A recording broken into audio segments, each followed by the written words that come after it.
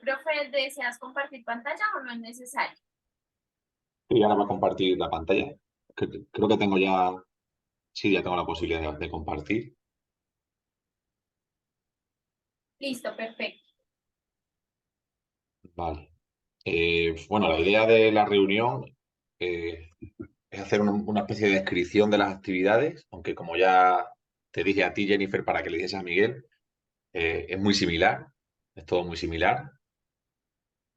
Entonces, bueno, igual es importante que entendamos bien cómo funciona, qué hay que hacer, pues para poder tenerlo claro desde el principio.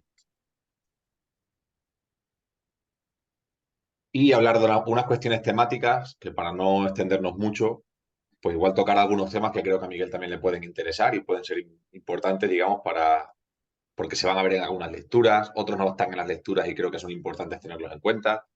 Entonces, digamos que una cuestión ahí un poco más casi que temática de, no tanto de describir las actividades, sino centrarnos un poco en el tema que vamos a ver en el curso.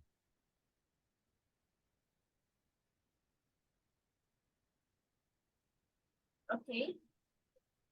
Lo único que yo voy a compartir la pantalla, no sé si creo que os veré, porque si hay alguna duda, alguna cuestión que quieran comentar, pues ahí vamos charlando un poco, porque si no puede ser ahí un poco como clase magistral y Miguel, si está cansado, puede que se quede dormido y yo también estoy cansadito con sueño y puede que me quede dormido ahí, hablando solo. Listo, profe. Dale, dale, urgente, urgente. Ahí ven la pantalla, ¿verdad? Sí, Vamos a darle a compartir, a ver si sí, puedo ahí verla la estoy completa. viendo, dice Miguel. Bien. Vale, voy a intentar ir despacio para que tú, Jennifer, pues vayas interpretando. Si cualquier cosa me paran, ¿vale? Dale, profe, tranquilo. Listo, vale, pues para que lo tengan en cuenta, Miguel, este momento 3 del seminario corresponde con dos unidades, con la unidad 2 y la unidad 3. El siguiente momento, el momento 4, ya es el final.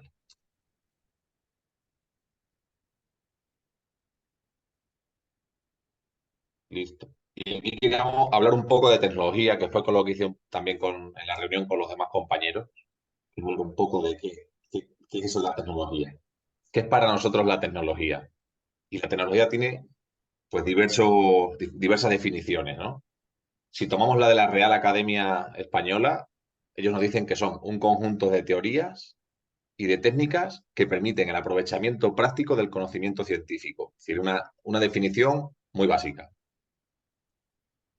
Profe, ¿qué es la RAE? Pregunta Miguel. La Real Academia Española, la Real Academia de la Lengua Española.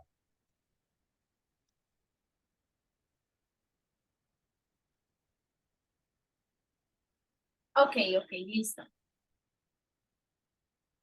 Es el diccionario que utilizamos nosotros, digamos, los que utilizamos en la lengua española, es nuestro diccionario de referencia.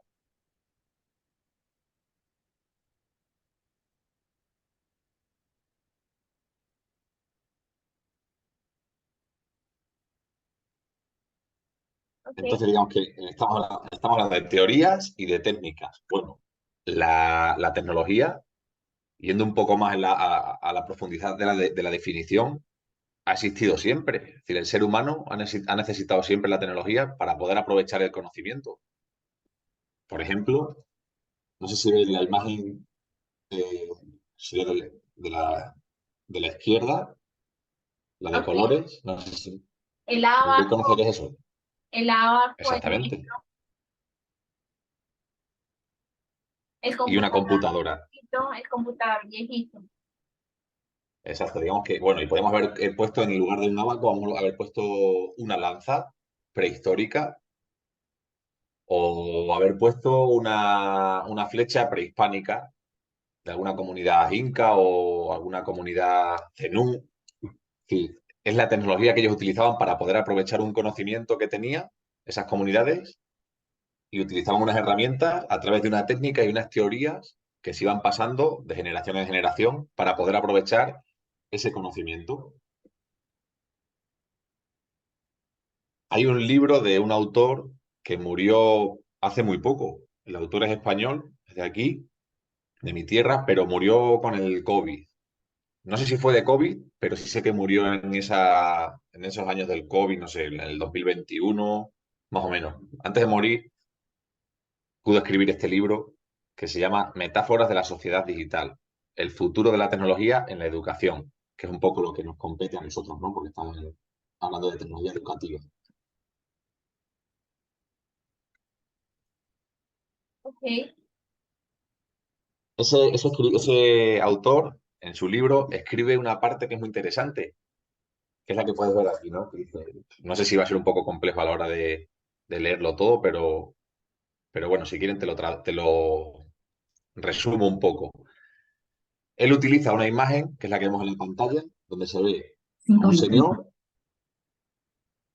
sería un señor que tiene un invento, un artefacto.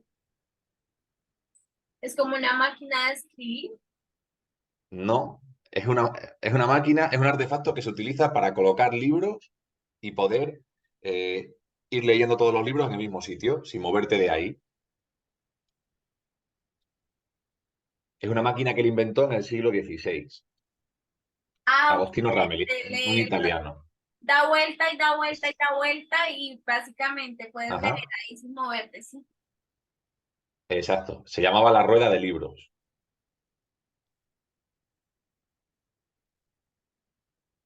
Entonces, es lo que hacía es, él se sentaba en cada estantería tenía un libro, podía tener 20 libros, todos abiertos, y el lector, sentado, así como se ve en la imagen, iba moviendo una manivela y la rueda iba rotando según pues, el libro que fuese leyendo.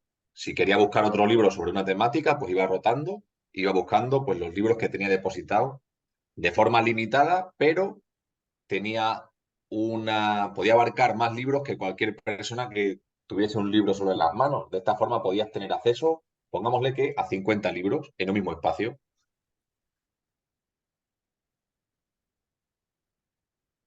Y ahora viene mi pregunta a Miguel. Miguel, tú puedes, de lo que tú conoces ahora, dime algo que se asemeje un poco a esta noria en la actualidad.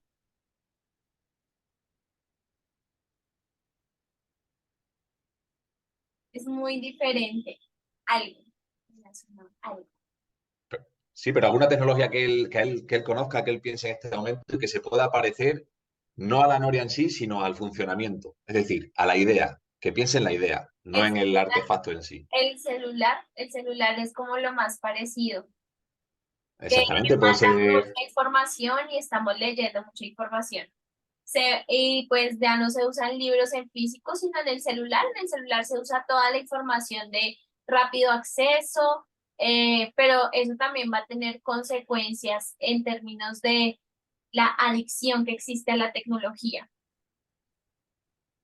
Dice Miguel, históricamente de pronto había más tiempo también para poder estudiar en este momento, ¿no? Eso afecta mucho. Bueno, depende. Había más tiempo, depende para quién, porque había otros que no tenían nada de tiempo para estudiar. Casi nadie estudiaba en el siglo XVI.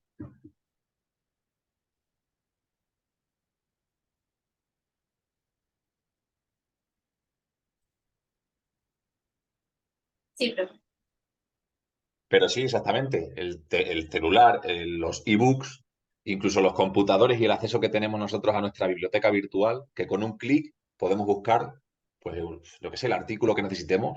Podemos ir moviéndonos entre diferentes artículos, diferentes documentos, desde el computador, desde nuestra casa, sin movernos del sitio. Es decir, que es un poco la tecnología que nosotros utilizamos ahora para buscar libros, ya Agostino Ramelli, el italiano, en el siglo XVI, pues la idea la tenía. Es decir, la idea existía ya y la tecnología existía de forma diferente, ha ido evolucionando, pero la idea era muy similar. Lo que hemos visto ha sido una evolución tecnológica. Es decir, no pensemos que la tecnología son solo los computadores, los celulares, el televisor. Esto lo traigo a la colación para pensar que ya la tecnología existía, aunque fuese de otra forma. Aunque sea algo que para nosotros es arcaico, es antiguo, también es un artefacto tecnológico.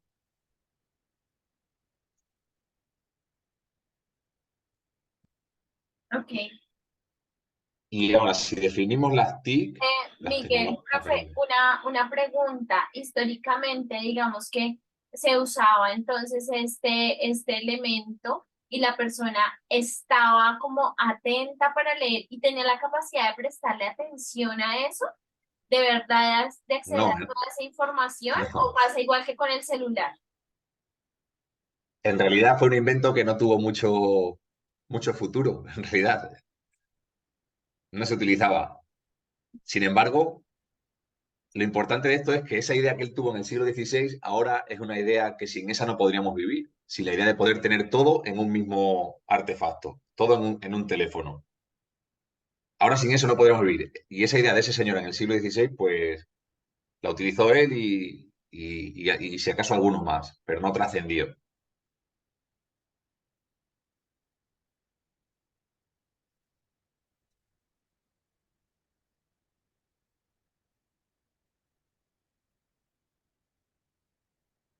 Dice Miguel, ¿y cómo históricamente entonces hacían si no había tecnología para evolucionar ese conocimiento, si no existía tanta lectura? Por ejemplo, ahorita existe Apple, existe Microsoft en los computadores, existe Windows, eh, bueno, diferentes herramientas tecnológicas, pero pues si ellos no tenían esas herramientas, ¿cómo hacían para aprender? ¿Cómo? ¿Cómo se puede Claro, comparar pues de pronto? había dos formas. Una era, digamos, utilizando el libro, escribiendo, la escritura, pero eso, no, eso lo hacían muy pocos, sobre todo solían ser, pues, digamos, gente cercana a las cortes, a los reyes, a la burguesía, o gente muy cercana a la iglesia, los frailes, los monjes, que se dedicaban a escribir. Entonces, eran muy pocos los que sabían escribir. La mayor parte de la población, campesinos, por ejemplo, el conocimiento se lo pasaban de forma oral y de generación en generación.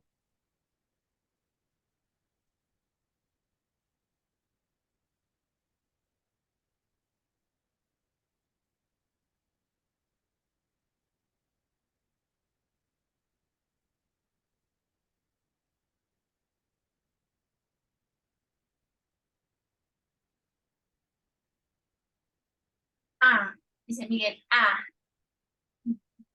Claro, si Miguel Casas, por ejemplo, no sé si conoce, si le suena un poco Leonardo da Vinci, que era un inventor que hacía de todo. Él dejaba todos sus escritos en papel.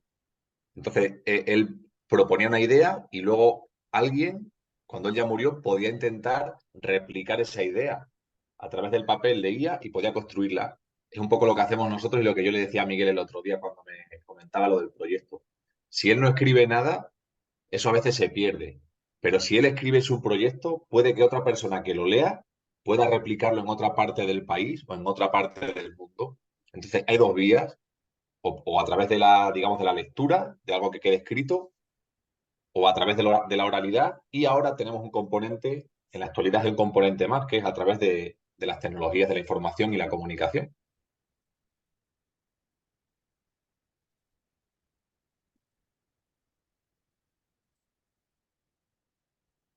Esto sí es nuevo. Las TICs sí son algo nuevo.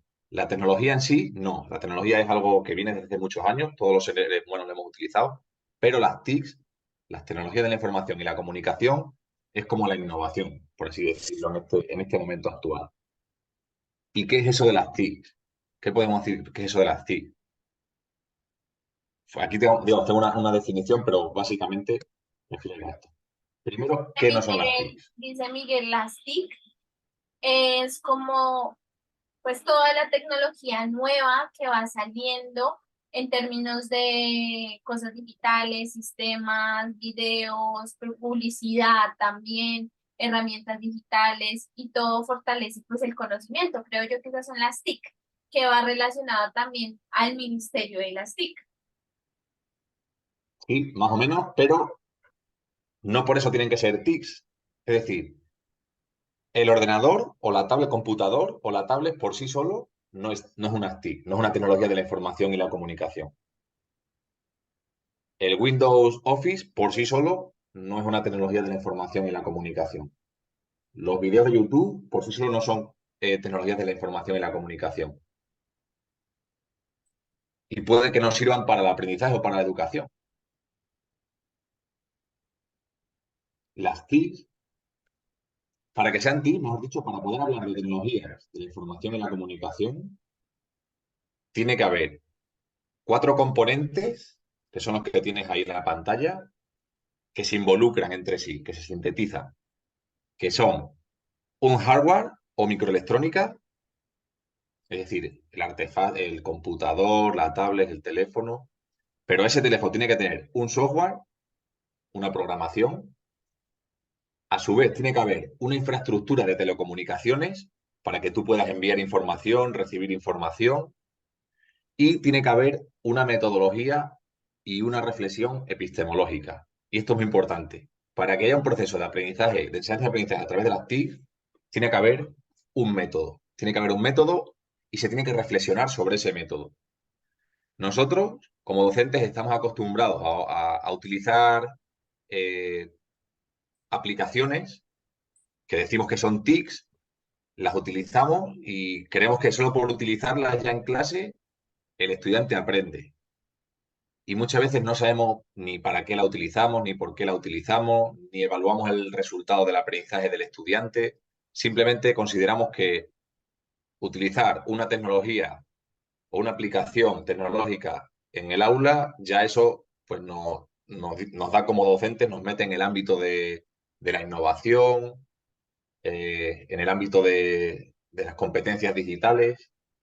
Y no es así. Si no hay una metodología clara, una planificación, unas estrategias de uso y una reflexión epistemológica, pues digamos que hablar de ti se queda un poco en el aire, ¿no? No podríamos hablar de TICs en realidad, sino que hablaremos de una aplicación o de un artefacto tecnológico, pero hablar de TICs y educación, pues no nos quedaría como esa parte.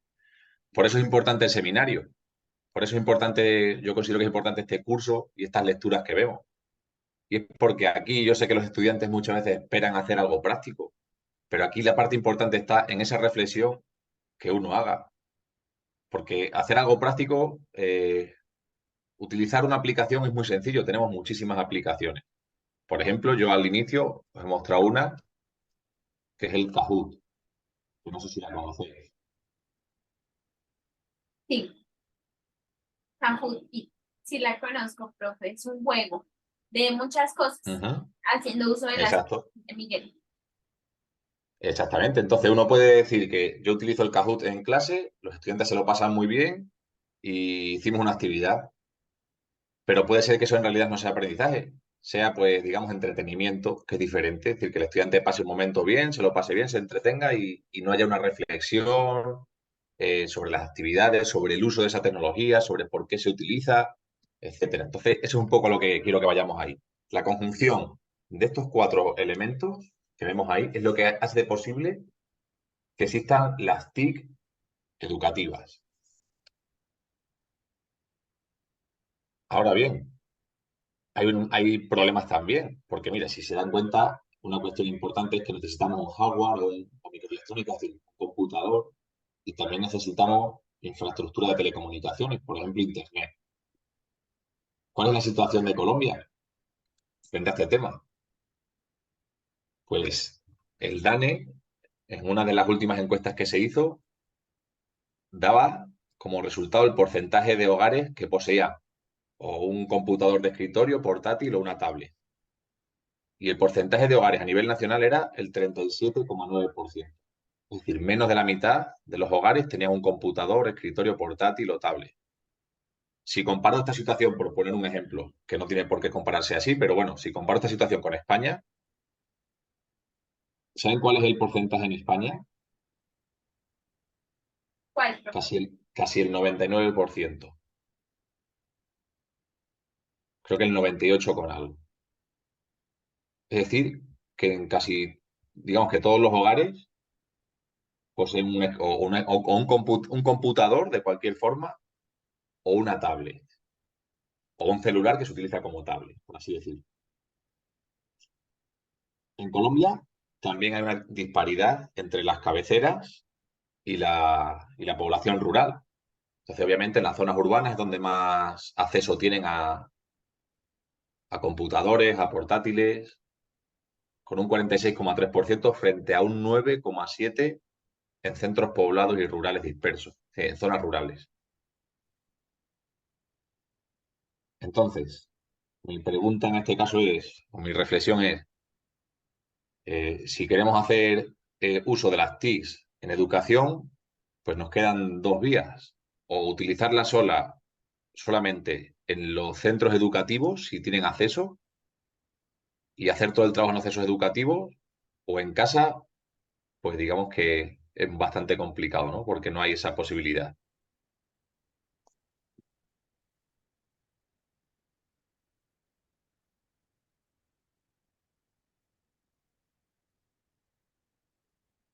Y ahí vienen pues todas las dificultades que conocemos, que muchas veces a nosotros aquí en la UNAS nos pasa.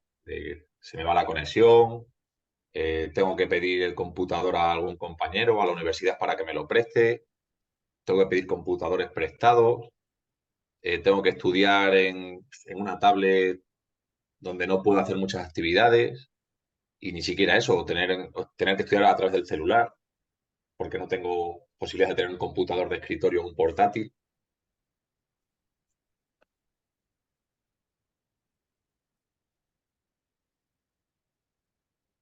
Eso para que tengamos en cuenta que, claro, que nosotros hablamos de TICs y de educación y a veces pensamos que la tecnología lo abarca todo, pero hay que pensar en los contextos también. No todos los contextos son iguales.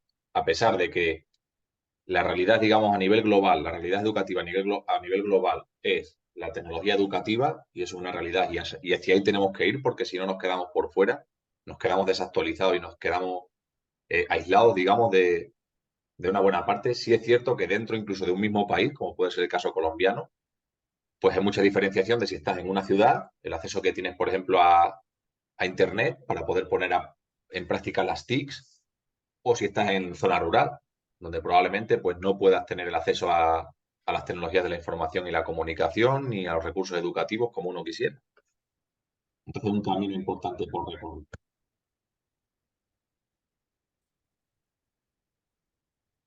Vale, profe, dice Miguel.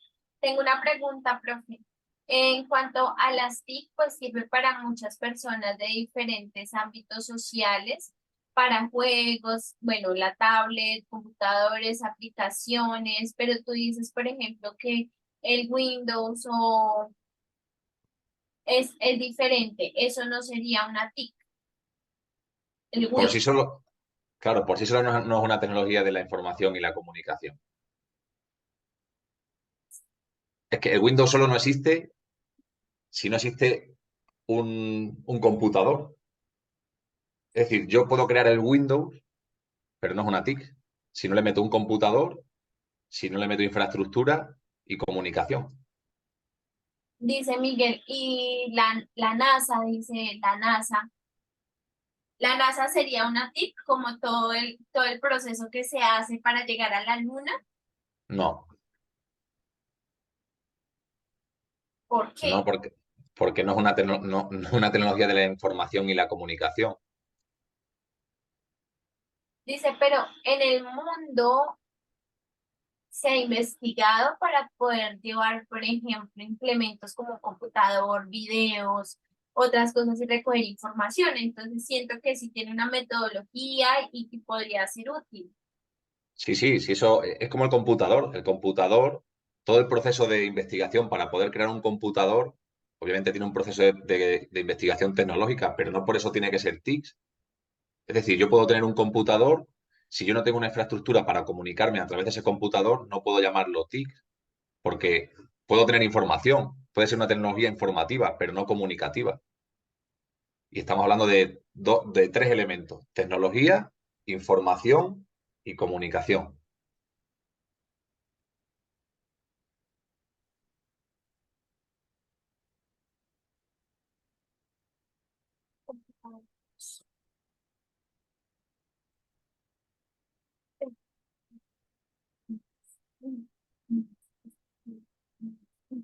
Más metodología, eso sí, sí, debe ser completo. ¿Listo? Y le iba a hacer, bueno, le quería preguntar a Miguel si él le suena este concepto de nativo digital, si lo ha escuchado alguna vez.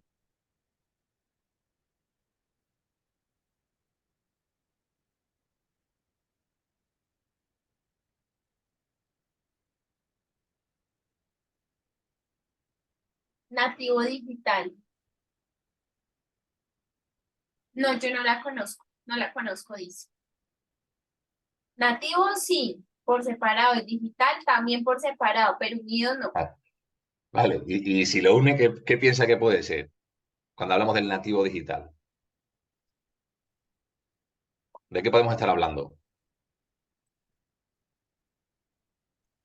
Aplicaciones digitales, videos, em, la estructura o el sistema como tal de la virtualidad.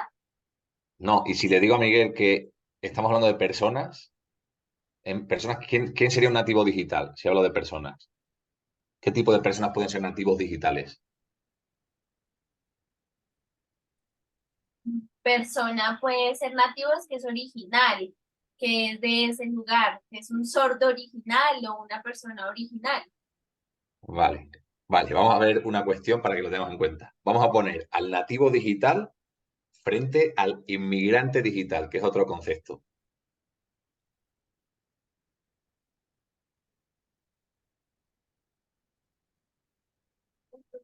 Dice, no sé qué es, no sé qué es tampoco. Vale, digamos, bueno, el nativo es alguien que nace, ¿no? Nace ya en el lugar y nace con algo, por así decirlo. En este caso, nace con lo digital, un nativo digital. Y el inmigrante digital es una persona que no nace con lo digital, sino que nace en un espacio, por así decirlo, analógico, anterior a lo digital, pero en su proceso de crecimiento aparece lo digital y tiene que convivir con lo digital.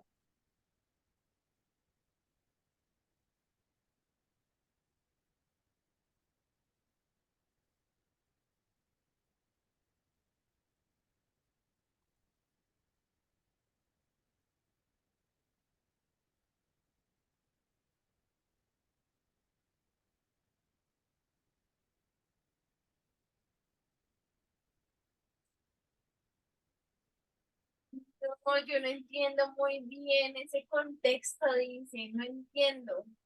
Vale, ahora yo creo que lo va a entender muy bien porque es muy sencillo. Estamos hablando de dos conceptos, dos palabras, ¿vale? Que es nativo digital frente al inmigrante digital.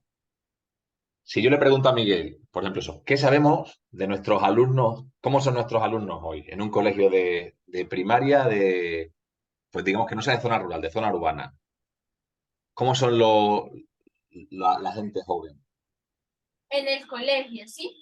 Sí, utilizan celulares, saben cómo funciona un celular, Dice, inicialmente usan los cuadernos, materiales de las diferentes áreas. En el colegio en el que yo trabajo, todavía se usan libros, se usan su maletica, sus materiales completos, de los pequeñitos hasta 11 todavía. Sin embargo, pero hay computadores, si hay Windows, hay un computador, uno. Imagínate, esa es la tecnología que hay allá en claro, el colegio en el que él está.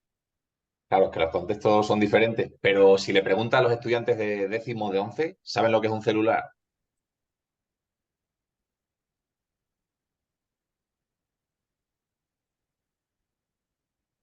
¿Tienen Ahora celulares? sí, claro, ahora sí. Anteriormente no se usaba para nada, pero ahora claro que sí. Y uno los ve con sus celulares todo el tiempo. Todo el tiempo. Ahí está. Eso es un nativo digital. El que nace inmerso en la tecnología. No hace falta que le expliques cómo funciona un celular porque ya casi que saben cómo es. Así veo aquí la imagen.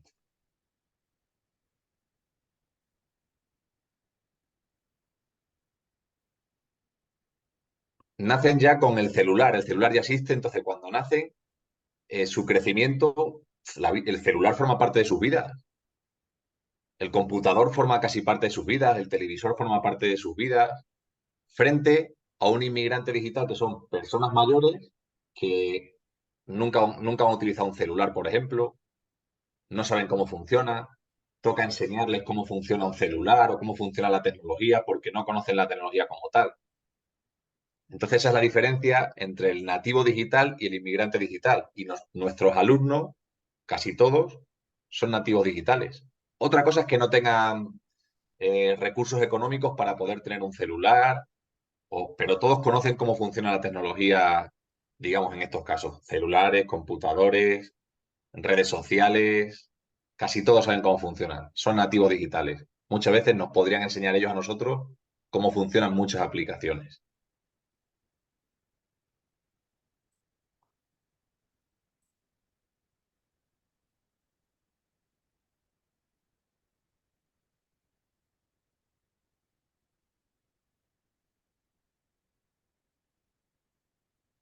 Ah, ok, yo malinterpreté.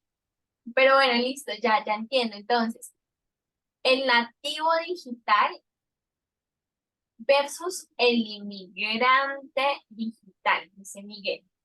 Ujú. Nativo es el que nace con la tecnología, ya sabe, tiene ese conocimiento de muchísimas cosas desde niños, por ejemplo, y en este caso el abuelo, que cuando nació sería el inmigrante porque no tenía como ese conocimiento y tuvo que aprender, ¿es correcto?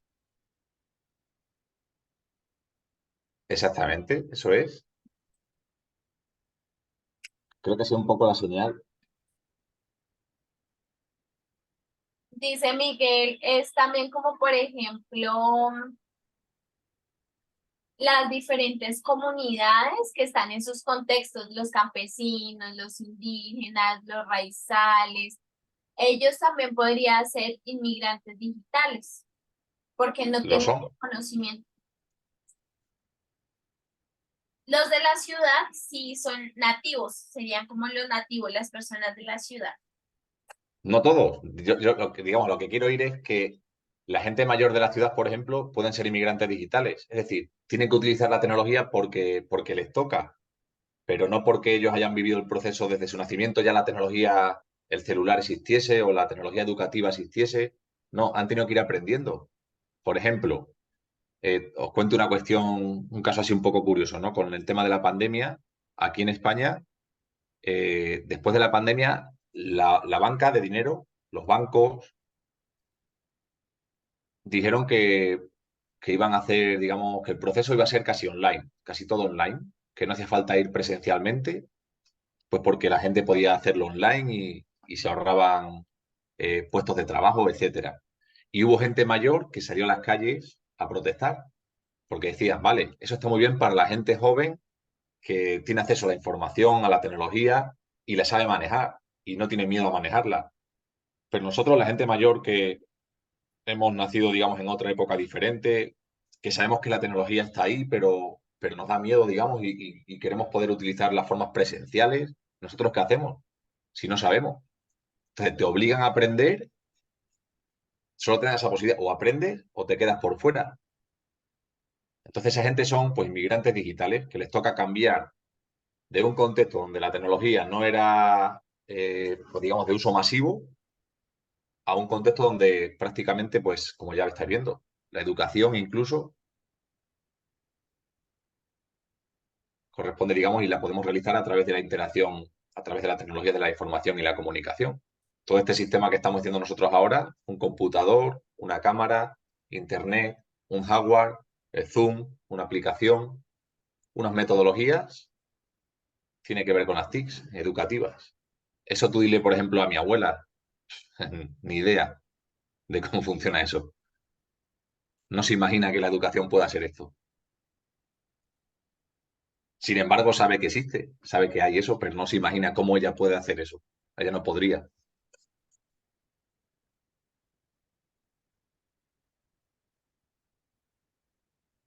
Sin embargo, yo le digo eso a mi sobrina, que tiene 10 años, y para ello esto de aquí, pues ya lo conoce porque en la pandemia pudo hacer este tipo de clases virtuales, sabe que es un computador, sabe que es el Zoom, sabe cómo funciona, sabe para qué sirve, nacen casi con ello. Entonces esa es un poco la diferenciación. O sea, tú puedes vivir en una ciudad y ser un inmigrante digital también.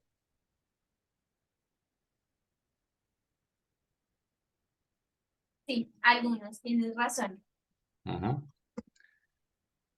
Listo, y esta es un poco pues la idea así resumida, para que Bien, tengamos en dice cuenta. Miguel, interesante, interesante la relación que se hace, interesante también, yo me quedé pensando, yo, Miguel, de pronto conozco como las dos palabras, nativo digital, inmigrante digital, pero de pronto debe haber alguien en el medio también, ¿no? Como de manera social, las personas oyentes logran acceder a la información todos los días, a un proceso de información constante, de chismes, de noticias, de, no sé, libros, de muchísimas cosas. Pero la comunidad sorda de pronto tiene que esforzarse un poco más. Sabemos usar la tecnología, vamos a la universidad, pero de pronto la información que se recibe es muy mínima comparada a la población oyente. O llega la información de manera tardía, o la Ujú. información llega, pero llega incompleta, muy poca información. Entonces, allí también es importante reconocer cómo de pronto las familias, la esposa, los hijos ya saben y tienen toda la información y nosotros como sordos nos enteramos después. Siento que hace parte también de un proceso de inclusión que hace falta y que los oyentes siempre llevan la delantera y las personas sordas siempre estamos atrasados. Yo trato de luchar constantemente en contra de eso, pero si es un sentir que tengo, no sé, me quedo como esa reflexión con lo nativo y lo inmigrante. Sí, eso es cierto, pero eso pasa con todas las minorías, con todas. Las mayorías sociales siempre van un paso adelante de las minorías, porque no vivimos en sistemas inclusivos como tal. Por mucho que tengamos la retórica, falta muchísimo todavía. Hay mujeres, por ejemplo, mujeres que no, que realizando el mismo trabajo que un hombre, no ganan lo mismo. O el propio acceso, no sé, si tú te pones a pensar, Miguel, ¿cuántas mujeres presidentes de gobiernos de países conoces frente a hombres? Yo presidenta de gobierno de países conozco a muy pocas. Casi se podían contar con los dedos de la mano. Sin embargo, hombres, casi todo. Sí, mujeres pocas, hombres son más, dice Miguel. Claro, entonces siempre, Por ejemplo, ahora, miren, Jennifer de pronto es una mujer y por suerte está trabajando en esta institución y de esta manera. claro, ojalá Jennifer puede llegar a ser rectora.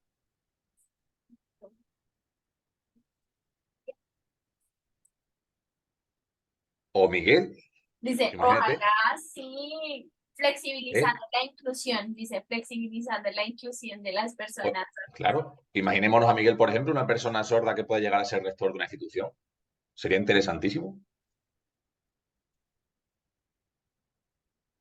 pero los obstáculos son muchísimos.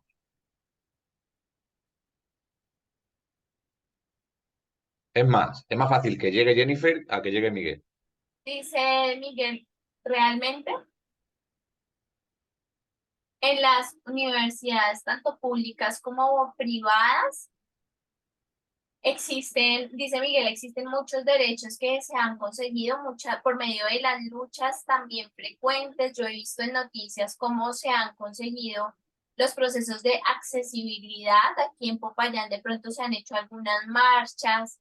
En la Universidad del Cauca también se realizaron marchas fuertes de una semana constante de paro frecuente, en donde el Ministerio de Educación Nacional pues estaba allí pendiente y vinieron aquí a estar con estas comunidades a solucionar, a aprobar y firmar esa aprobación. Entonces siento yo que hay que estar una semana, hay que hacerlo fuertemente y habían más o menos 450 estudiantes dialogando. En la UNAD a veces se intenta y se intenta, pero realmente es muy agotador.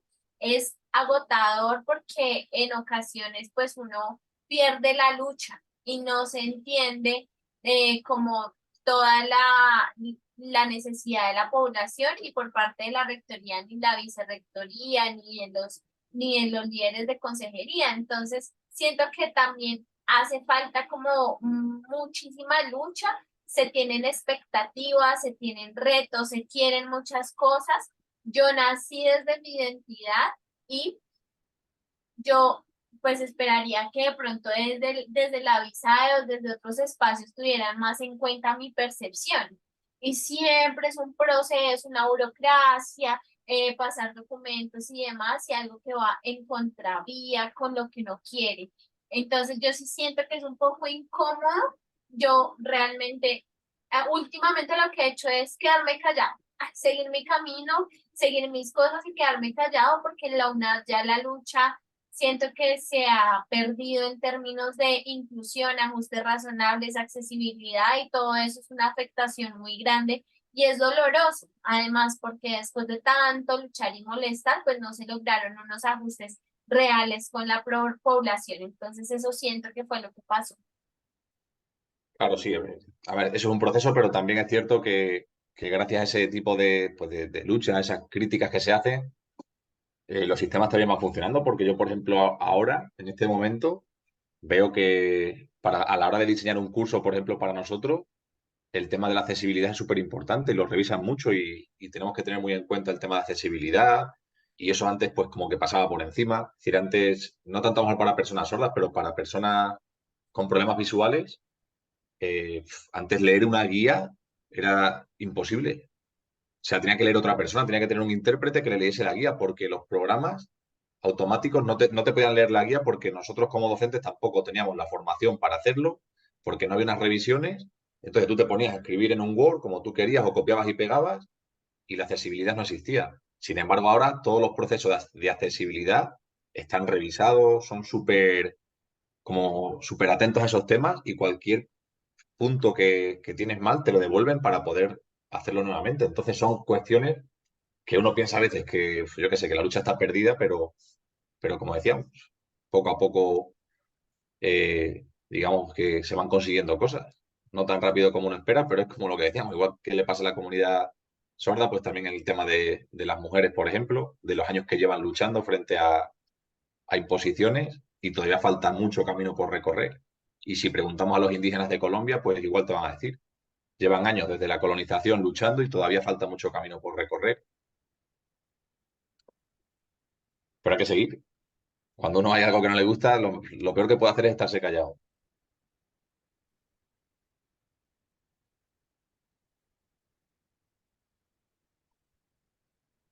Y como nos estamos yendo ya del tema un poco con el tema del tipo digital, migrante digital, vamos a dejarlo aquí, digamos, lo que es la parte de la conceptualización.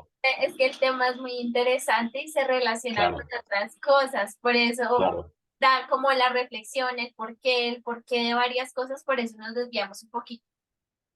Y me parece bien, sí, me parece interesante, pero quería llegar un poco a eso, a pensar el tema de la tecnología y llegar al punto, digamos, del inmigrante digital. Lo demás, pues, es algo que ya Miguel va a conocer, que si quieres lo revisamos rápidamente, pero es una cuestión ya, digamos, de comparar, perdón.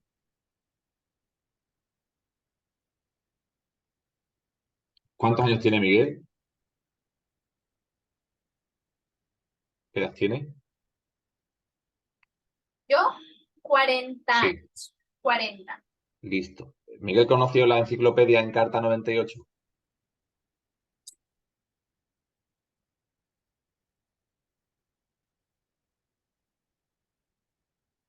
Ay, ¿conociste? No, dice, no, no la conocí.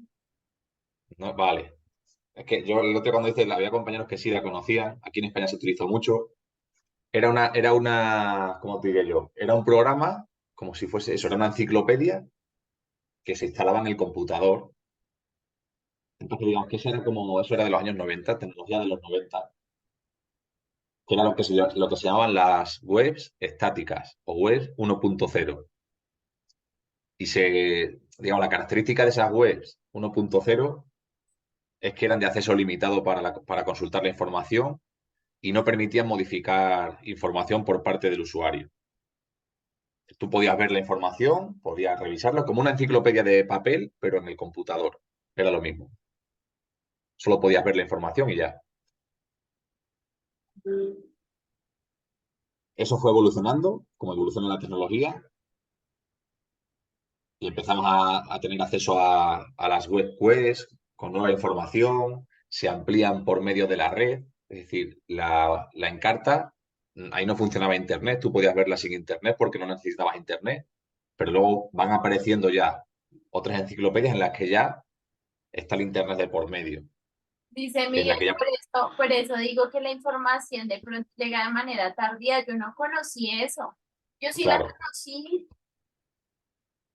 tú sí la conociste, ¿no, Jennifer? Claro, es que a lo mejor Miguel ahí en ese caso tampoco no tendría sentido, ¿no? Porque si no hay alguien que lo interpretase,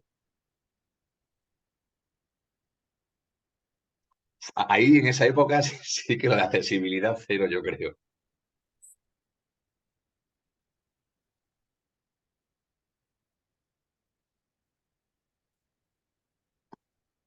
Sí.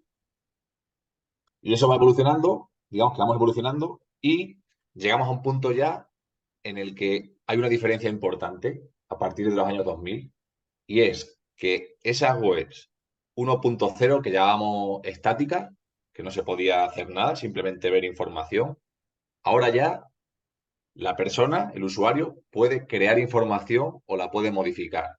Es decir, como tipo Wikipedia o tipo eso, los blogs o las redes sociales, Facebook. Tú puedes crear información,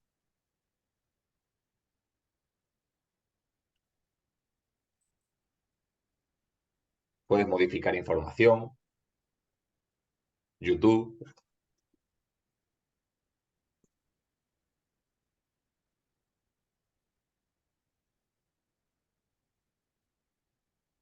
Que es Ujú. lo que nos conocemos ya como las webs 2.0.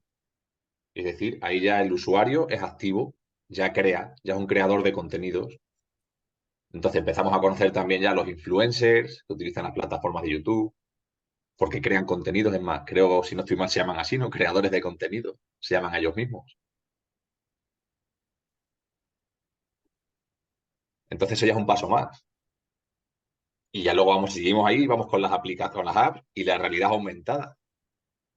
Que no sé si Miguel tiene acceso a alguna de estas cosas que se ponen aquí, donde puedes casi tocar. Sí, sí, sí. Una vez lo usé. Ush, pero muy fuerte. En Bogotá lo usé. Sí, Y sí. aquí en Popayán no se ve eso.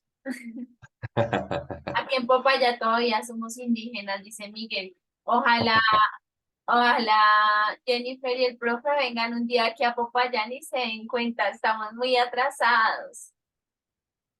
Claro, sí, esto ya sabes que por eso te digo, los contextos hacen mucho. No todo va al mismo tiempo. Sí, pero hay buena oportunidad de trabajo. Entonces, en Bogotá se usa mucho la tecnología, es diferente, pero aquí también hay buena oportunidad de trabajo, dice. Muy bien. Y digamos que, bueno, básicamente era un poco eso lo que os quería comentar. Como hemos visto, están los de la web 1.0, las web estáticas y la web 2.0, que son las dinámicas, las creativas, ¿no? Pues hay unos autores que a los docentes nos llaman también así, nos dicen que tenemos dos actitudes. Están los docentes 1.0, que son los docentes que utilizan la tecnología de forma muy circunstancial. De vez en cuando por ahí hacen una clase con un PowerPoint o ponen un video de YouTube, siguen con la clase magistral y usan, digamos, la tecnología para ello es como, digamos, es como eso, se utiliza para reiterar lo que ya se sabe, que es como eso, utilizar una presentación PowerPoint que explica lo mismo que dice un libro. Esos son los 1.0. Y luego están los 2.0, que son los más dinámicos, en los que el docente ya utiliza la tecnología para sacar un mayor aprovechamiento del aprendizaje de los estudiantes. La clase magistral no es el eje principal, aunque haya algunas clases magistrales. Digamos que el docente es más un orientador, un guía, digamos, de la materia, que es un poco parecido a lo que nosotros podemos hacer ahora. Es decir, yo puedo estar dando una clase magistral en este momento, pero mi actitud en este caso, la actitud que yo tengo en el curso, no es de docente que usa la tecnología de forma circunstancial, sino que la tecnología forma parte de nuestro aprovechamiento para aprender. Y la tecnología en este caso tiene un uso capacitador. Es decir, el alumno genera nuevas cuestiones a través de la tecnología, utiliza la tecnología pues en beneficio de su aprendizaje y en su beneficio, no simplemente para ver y para estar ahí como pasivo, sino porque considera que se puede aprovechar esa tecnología como forma de aprendizaje. Y para este tipo de docencia es muy importante la metodología de la coasociación, que la coasociación es un término que, para que nos entendamos, es crear procesos de enseñanza y aprendizaje entre los actores educativos que se involucran en ese proceso, es decir, entre los estudiantes y el docente en este caso. No estar por encima, sino estar en una relación, digamos, de orientación, en el que yo como docente también puedo aprender de los estudiantes. Yo como docente puedo aprender de los contextos que Miguel me cuenta, de los proyectos que Miguel tiene, los puedo tener en cuenta para procesarlos, digamos, y hacer alguna actividad en el curso. Es decir, hay un proceso, digamos, unas estrategias y una metodología en el que el proceso de enseñanza-aprendizaje no es el docente dice, lo que dice el docente es todo verdad, y el estudiante pasivo se mete eso en la cabeza y lo repite, como si fuese un loro. Eso ya, digamos, forma parte eh, de otras estrategias de aprendizaje, pues que son conductistas, que existen, que siguen existiendo, que hay algunas partes que son positivas, no todo es malo, pero que digamos que no casan con muchos de los contextos en los que estamos hablando ahora. Y aquí os he mostrado dos imágenes de dos contextos diferentes. La realidad es que hay niños o adultos o docentes que tienen acceso a esto, a poder manejar una clase con la tablet, pero en la misma época, el mismo día, a la misma hora, hay otros niños que siguen, digamos, realizando sus procesos de aprendizaje a través del lápiz y el papel. Y eso no podemos perderlo de vista porque a veces cuando hablamos de tecnología, incluso a mí a veces me ha pasado que estoy hablando de tecnología y pienso que todo el mundo tiene acceso a las tecnologías, que todas las aulas escolares tienen acceso a la tecnología y nos damos cuenta de que no. Incluso yo he estado trabajando incluso en Bogotá, en colegios de Bogotá, donde el acceso a la tecnología era muy puntual. Incluso había, como me contaba Miguel, había un video BIM y éramos 12 profesores y yo qué sé, pues si llegabas el primero, lo cogías, pero a lo mejor lo tenías una hora solo. Luego ya no puedes volver a utilizar hasta la semana siguiente. Entonces, por mucho material que te preparases, por mucho que quisieses hacer uso de la tecnología, pues no podías no tenías el acceso, que es algo básico. Y ese era un poco lo que os quería comentar del tema, de lo que es el contenido. Para que Miguel, digamos, ahora ya, pues antes de irse bueno, a la cama no, a la cama me voy yo. Pero antes de que termine el día, pues ir reflexionando sobre estos procesos de la tecnología. ¿Qué hora es en donde tú estás, profe? Dice Miguel. Pues, no sé, a ser la 1 de la madrugada,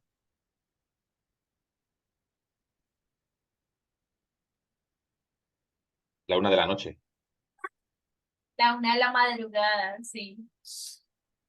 Profe, dice Miguel, yo pienso, no sé, cuando nos reunimos otra vez, dice él. No, no, no, ya vamos a terminar, no hay ningún problema, no pasa nada. Ya queda muy poco, ya simplemente es lo de explicar las guías de actividades, que es muy sencillo.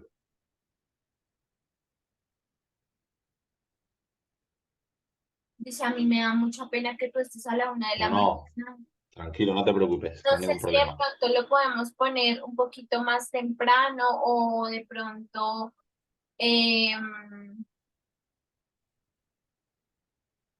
yo podría en la mañana.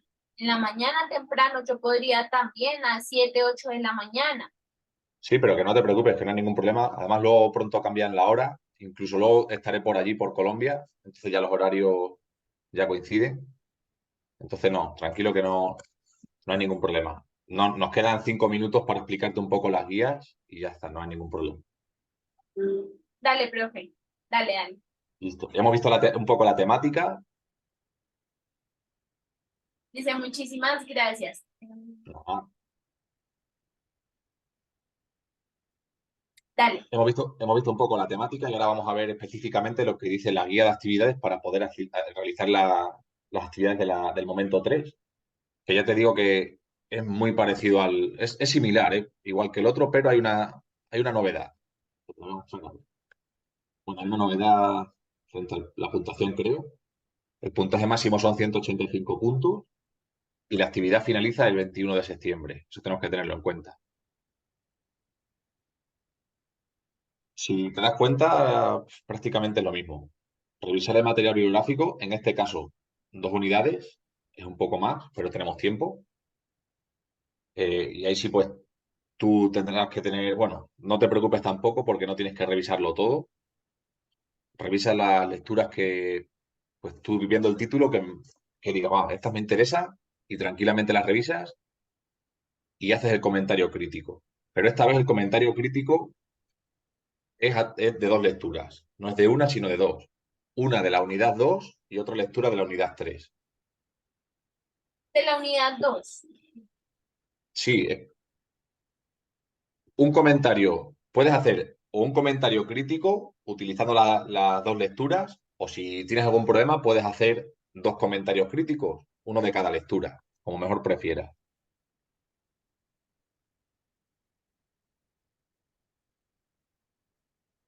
Yo creo que se puede hacer todo en un comentario crítico porque las temáticas son parecidas y un autor o digamos, una lectura te puede ayudar con la otra.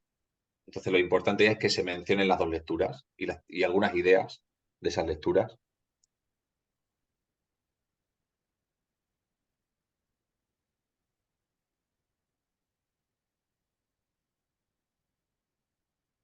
Ok. Entonces, lo importante aquí es que de las lecturas que están, de las fuentes bibliográficas que están en la unidad 2, Miguel coge una, la que más le interese por el tema. Y de las lecturas que están en la unidad 3, Miguel coge otra, la que más le interese por el tema, y hace un comentario crítico teniendo en cuenta, pues, esas 2 lecturas. Y el comentario crítico va a tener la misma estructura, los mismos elementos que el pasado. Tiene que tener un título interpretativo, que no sea el mismo título que las lecturas, sino algo que a Miguel se le venga a la cabeza, pues al haber leído esas lecturas, pues le coloca un título, que haya interrogantes, que él pregunte al texto o pregunte a los autores, pues, por qué piensan esto o por qué dicen esto, que plantee cuestionamientos, que apruebe o desapruebe ideas de los autores, por ejemplo.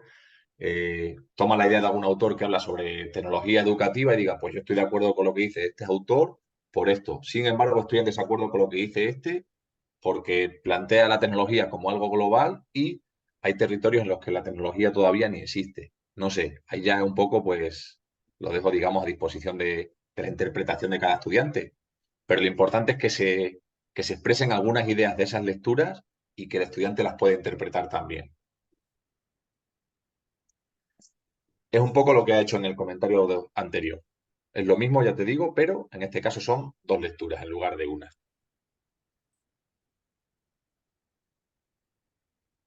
Y la Ok. actividad colaborativa es la misma, igual. Ponen en común en el foro, ponen sus comentarios, lo comparten, interactúan con los compañeros y organizan un acta de mesa de trabajo donde estén estos 5 puntos. Socializar, las participaciones dialógicas, que es comentar a otros, digamos, sintetizar los comentarios que uno hace a otros compañeros, la recapitulación, que es una síntesis de lo que han trabajado en este momento 3, la elaboración de transferencias y uso de conocimiento es cómo estas temáticas que acabo de ver yo en el momento 3, cómo me sirven a mí en mi trabajo. Entonces tú dices, yo como docente de X curso, eh, estas temáticas me sirven porque, y explicas un poco de forma breve en un párrafo. Y luego el último punto, que sería una autoevaluación grupal. Entonces es lo mismo que han hecho en el paso anterior. Aquí lo único que cambia es la temática, que son otras temáticas, pues un poco más, un poco diferentes, pero relacionada a todo, ¿eh?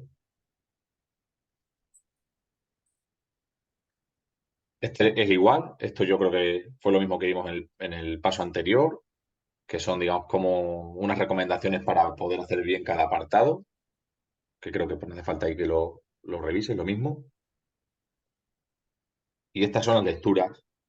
Entonces, estas lecturas de la unidad 2, pues yo recomiendo que el grupo de estudiantes, el grupo de Miguel, se repartan y elijan cada uno una lectura. Son 5, pues cada uno elige una lectura.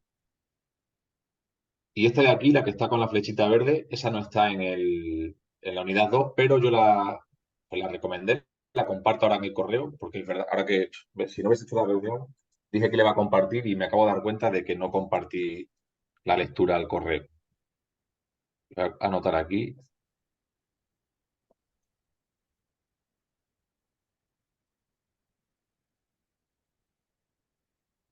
Miguel hace ahí como maromas de que te va a dar como buena memoria. Así que digamos que esta es la idea, tomar una lectura de aquí, la que cada uno quiera, que se repartan las lecturas y hacer el comentario. Y las otras, lo importante, digamos, aquí son, aquí hay varias lecturas en la unidad 3. Estos son los temas, lo que aparece aquí de color amarillo, naranja, son los temas y cada tema tiene su lectura. Entonces, pues ahí Miguel puede ver, yo qué sé. A mí me interesa el de la brecha socioeducativa derivada del COVID-19 o la brecha digital, o la educación 4.0, o la educomunicación a través de la aplicación móvil. Pues bueno, igual, se reparten cada uno sus lecturas y listo. Y de aquí pues hacen el comentario. Estas que están en azul, estas no son para hacer comentarios, estas simplemente son para revisarlas si se quiere. U- Una de ellas es un OVA, un objeto virtual de aprendizaje, y el otro es una lectura muy pequeñita de 4 páginas, pero estas no son para hacer el comentario. Simplemente es para revisar en caso de que Miguel tenga tiempo y le interese, pues ahí le queda. Ok, Los criterios de evaluación, igual, son los mismos. El comentario crítico tiene 92 puntos y el acta de la mesa de trabajo 93 puntos. Solo hay esos 2 criterios, igual. Y las recomendaciones, pues igual también. Que uno de ustedes del grupo, pues que tenga el rol de entrega, que no entreguen todo, sino que uno entregue. Eh, los compañeros pues van participando en el foro, van compartiendo sus avances para poder pues compilar eso en un acta, que es la que se va a entregar. Cuando carguen la actividad al entorno de evaluación, la cargan en Word con una portada donde aparezca pues el título del curso, el nombre de todos, el acta y un anexo con los comentarios individuales. Siguen el formato para el acta, el formato que yo os compartí, tanto en el momento 2 como en el momento 3, os he compartido un formato de acta y las indicaciones para poder realizar un buen comentario. Tener en cuenta el uso de la norma APA, sobre todo lo que tiene que ver con citas, es decir, si utilizan alguna frase, alguna palabra de algún autor, lo citan para que no haya plagio. Tengan una buena comunicación con el grupo y tener en cuenta las fechas. Y ya está, porque esto ya tiene que ver con los horarios de atención y ya saben que los horarios, pues, los cuadramos como mejor les venga a los estudiantes y en mi caso también vamos cuadrando ahí los horarios. Y eso es todo. listo, bien, muchísimas gracias, profe. Profe, una preguntita. Sí, En cuanto a la reflexión anterior, la web 1.0 y la web 2.0 son diferentes, ¿verdad?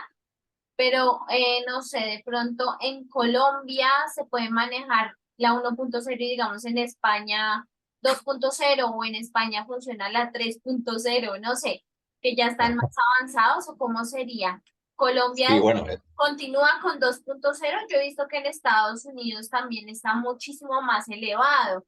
No sé qué número irá o no sé cómo se maneja eso. sí, hay una diapositiva que no te mostré. Es que empieza así. Empezamos con las web 1.0, seguimos luego con las 2.0, 3.0, 4.0. Ahora mismo ya no sé ni en cuál estamos, ni sé dónde vamos a llegar. Es decir, lo único que quería marcar es la diferencia entre la 1.0 y la 2.0. Y la diferencia es que en la 1.0 es estática, tú no puedes hacer nada, solo ver, y ya a partir de la 2.0 tú ya puedes crear. Pero ya luego en la 3.0 la creación es diferente y en la 4.0 ya creas y lo mismo ya la máquina piensa por ti, no sé, eso ya empieza ahí a inteligencia artificial. Pero digamos que quería mencionar es como dónde está el salto, el cambio. el cambio está de la 1.0 a la 2.0 empieza ya un cambio que es fundamental, que tiene que ver con la creación y la modificación de información. Eso ya es un cambio, digamos, que ahí aparecen las redes sociales, aparece el Facebook, aparece Wikipedia, es decir, aparece como la base de lo que son estas tecnologías que utilizamos ahora. Pero no, ya te digo, aquí en España hay tecnología 4.0 o 5.0. En Colombia, si tú vas a lo mejor a la Universidad de los Andes, pues yo qué sé, lo mismo tienen tecnología que ahora ya se llama 6.0.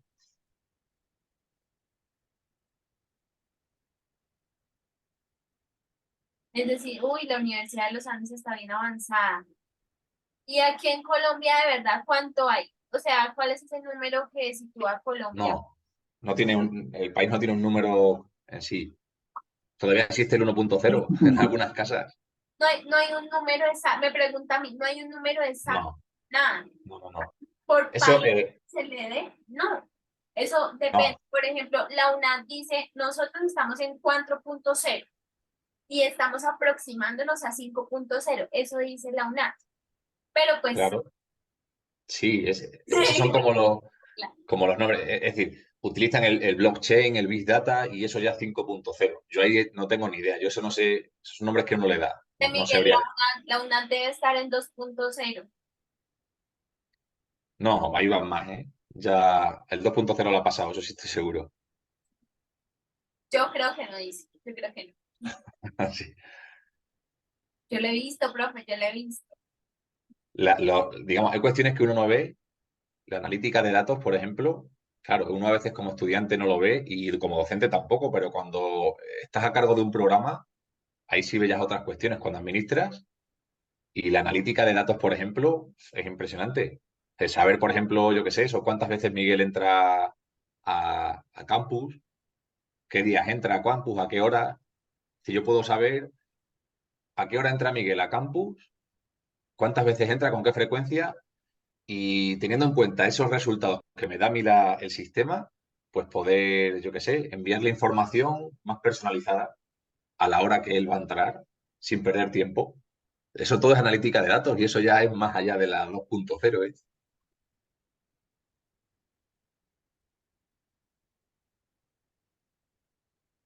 Así que la cuestión, Miguel, es que no sabemos dónde vamos a llegar. No sé.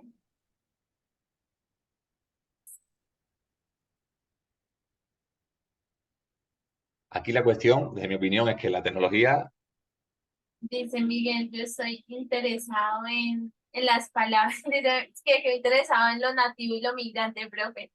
Se quedó pensando y pensando y pensando en eso. vale, pues le voy a dejar ahí para que siga pensando.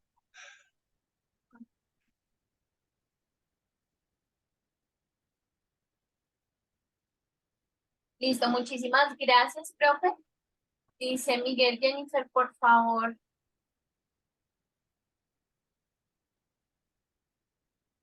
nativo. Otra palabra que hace poco dijiste, educación.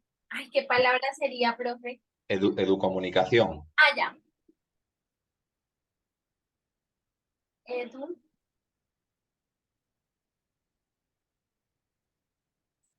educomunicación. Sí, sí, sí, es que la letraste muy rápido y de pronto no alcanza a entenderla y hicieran una mezcla de dos palabras. Significa Ujú. educomunicación, es como formación desde la tecnología también de la información y la Sí, también, claro, claro, sí. Se utiliza mucho eso, pues a veces realizar procesos desde los propios teléfonos móviles.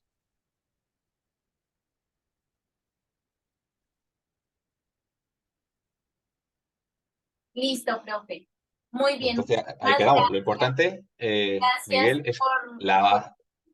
dice Miguel, discúlpame, profe, gracias por todo ese impacto y por todo lo que nos has enseñado. Listo, pues a ti por estar ahí pendiente y por... a mí la verdad es que me gusta porque sé que, por ejemplo, eso, podemos hablar y además me parece interesante porque es una conversación diferente que, que no tengo, por ejemplo, con los otros compañeros que, pues yo qué sé, que yo hablo, ellos responden, pero aquí me parece muy interesante porque desde que empecé el proceso con Miguel le cogí como el gustillo a esto de utilizar la lengua de señas era, ¿no? Que el otro día me corrigió. Lengua de signos o señas. Bien, bien, bien, correcto. Lengua de señas. Muy bien, de correcto. señas. Aquí en Colombia, ¿no? En el mundo es diferente. Y en septiembre, la última semana de septiembre, profe, es la conmemoración de la persona sorda. El mes de septiembre es el mes de las personas sordas, entonces se celebra el Día Internacional de las Personas Sordas históricamente para conmemorar, recordar esas luchas también y esos procesos que ha tenido la comunidad. Ahí te cuento. Vale, pues podríamos hacer algo interesante, por ahí alguna webinar. Es que yo ahora que lo dices, yo tenía apuntado ahí, le iba a comentar a Miguel una cuestión importante.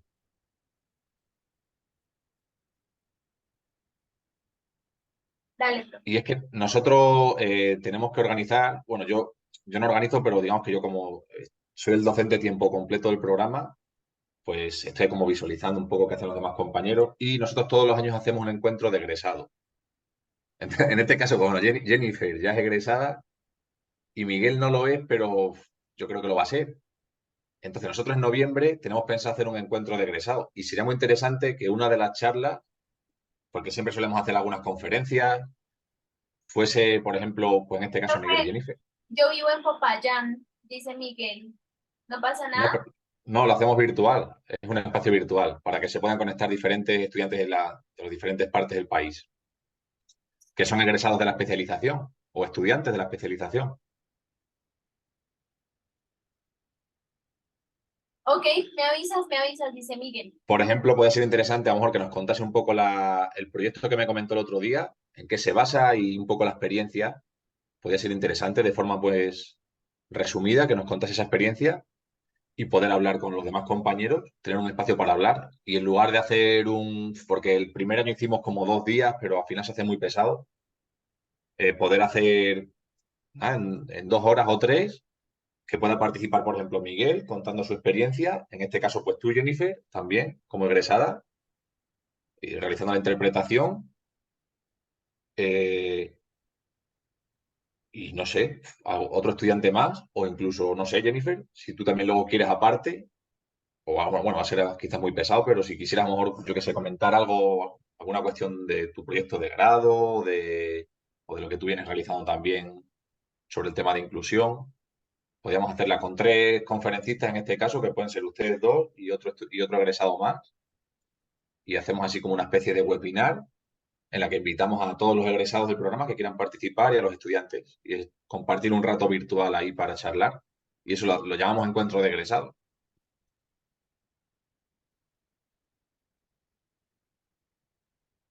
Ujú, dice Miguel, sí, perfecto, excelente, me interesa. Pues ya está. Pues entonces voy a contar con Miguel y yo creo que contigo también, Jennifer, por lo menos para hacer la interpretación.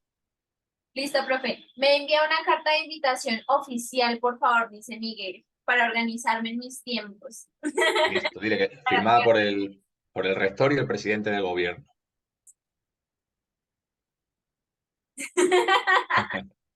Listo, profe.